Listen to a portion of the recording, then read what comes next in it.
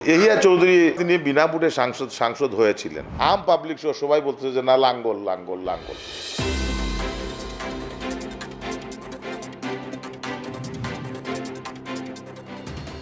সিলেট মহানগরবাসী এবং সুদূর প্রবাসে বসে যারা দেখছেন তাদেরকে আমার সালাম এবং আদাব। আমরা নির্বাচনে প্রতিদিন আমরা গণসংযোগ করতেছি এবং সেই গণসংযোগের সময় আমরা মানুষের সাথে মিশতেছি, মানুষের কাছে যাইতেছি।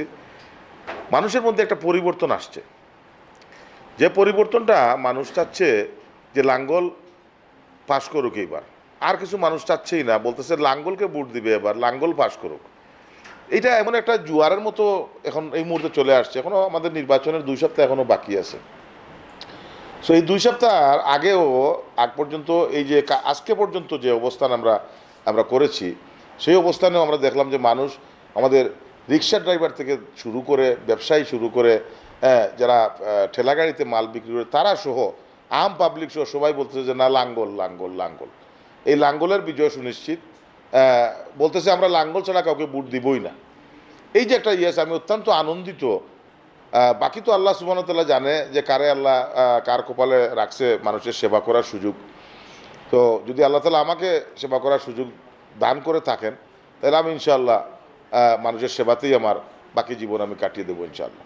ব্যাপার হচ্ছে ওই এহিয়া চৌধুরী সাহেব আমাদের জাতীয় পার্টির কেন্দ্রীয় ভাইস চেয়ারম্যান, পদাধিকার বলে কেন্দ্রীয় ভাইস চেয়ারম্যান, এবং একবার তিনি বিনা ভোটে সাংসদ হয়েছিলেন সেই জাতীয় পার্টি থেকেই।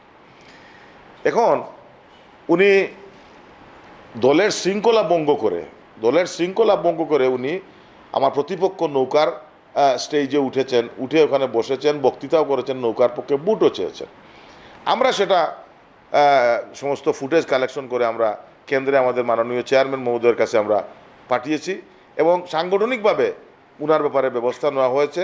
উনি সাময়িকভাবে এখন বরখাস্ত আছেন, যেটা সাংগঠনিক ব্যাপার, যেটা সাময়িকভাবে উনি বরখাস্ত আছেন এবং এই সাময়িক বরখাস্তের পরে ওনাকে আজীবনের জন্য জাতীয় পার্টি থেকে ওনাকে বের করে দেওয়া হবে।